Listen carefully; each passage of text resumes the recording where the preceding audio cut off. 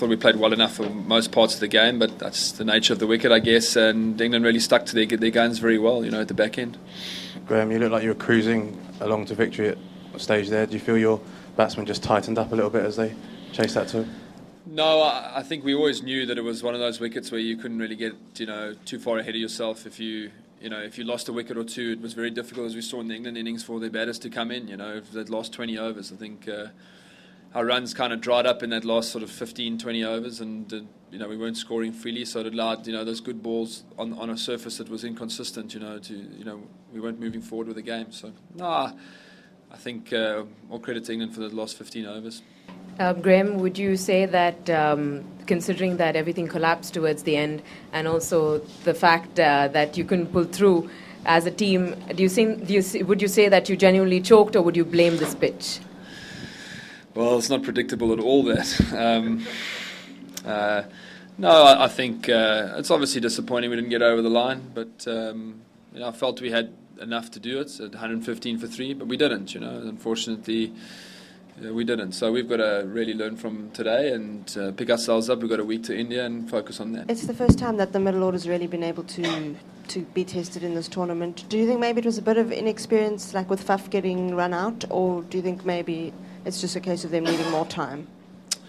Oh, look, I thought Faf and AB hung in there really well. I think if they could have hung in a few more overs, it would have been terrific. I think we would have got home, but losing those 2 wickets in such short space of time was a big blow, and then JP got knocked over straight after that. So I think that was a crucial part of the game. You can't blame Faf for that. It was a good piece of fielding, by Bell at short leg.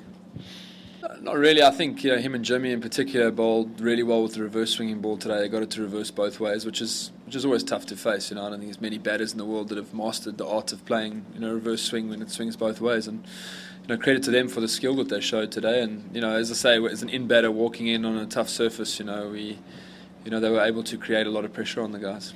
Graham, the choke tag maybe gets bandied about a little too often, but is it fair to say that dealing with pressure is your greatest weakness? I